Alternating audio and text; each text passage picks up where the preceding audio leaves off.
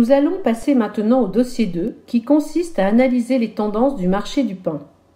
Pour cette mission, vous allez mobiliser des connaissances marketing et pour cela, nous vous renvoyons vers la vidéo sur ce thème réalisée par vos collègues Alain Martini et Pascal Thiebaud.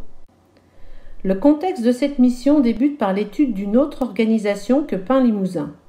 Jean-Jacques découvre en lisant la presse locale qu'une boulangerie située également dans le département de la Creuse est en difficulté. Et cela l'amène à s'interroger sur le devenir de sa propre boulangerie.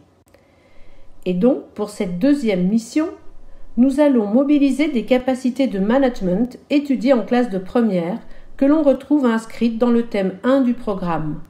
Montrer en quoi les décisions managériales constituent des réponses aux orientations stratégiques, aux évolutions de l'environnement, aux volontés de croissance et aux évolutions extérieures.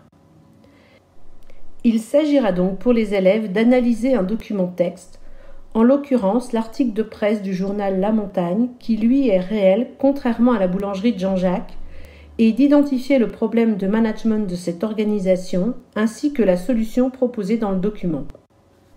L'étude de ce document conduira à la conclusion que la boulangerie de Bellegarde a réalisé des erreurs stratégiques, ce qui nous permettra de poursuivre la séquence avec un rappel de la démarche stratégique étudiée en classe de première en cours de management dans le thème 3 sur les choix stratégiques des organisations. Dans le dossier, nous vous proposons une activité sous forme de jeu en ligne afin que les élèves retrouvent les 6 étapes de la démarche stratégique et qui sont donc la définition de la finalité, le diagnostic stratégique qui permet ensuite de définir les objectifs stratégiques, puis la définition des choix et des orientations stratégiques, avant de terminer par la mise en œuvre de la stratégie, puis le contrôle des résultats avec un tableau de bord. Si cet exercice s'avère insuffisant, vous pouvez envisager de donner des applications complémentaires aux élèves qui leur permettront par exemple de revoir en détail les différentes options stratégiques. Cette partie permet de mobiliser les prérequis de première et nous pouvons donc passer à la 3e partie du programme de terminale où il est inscrit que l'élève doit être capable de présenter les caractéristiques du marché et les modalités par lesquelles l'entreprise détecte les tendances et besoins.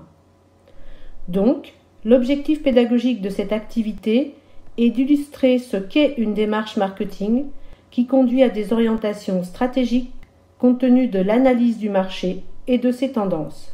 Pour ce faire, nous vous proposons un dossier documentaire sur le marché du pain où nous avons sélectionné 10 documents que nous avons jugés pertinents et qui serviront à caractériser le marché du pain, et notamment le marché local puisque vous y trouverez des articles tirés de la presse quotidienne et régionale du Limousin, comme La Montagne ou Le Populaire.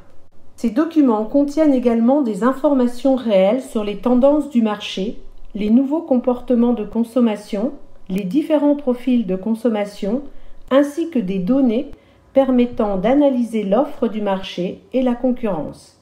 Bien évidemment, ces documents sont à didactiser pour les adapter à des élèves de terminale STMG. Cet exercice prépare les élèves à l'épreuve écrite terminale, dont les critères d'évaluation portent entre autres sur l'exploitation d'une documentation, la caractérisation des situations managériales et de gestion, et la proposition et la justification de solutions. Et tout comme la première mission, nous pouvons envisager un approfondissement dans l'enseignement spécifique de marketing. Par exemple, vous pourriez poursuivre l'analyse du marché en l'abordant sous l'angle de l'offre par exemple, comme cela est inscrit dans la question 1.1 du programme. La personnalisation de l'offre est-elle incontournable ?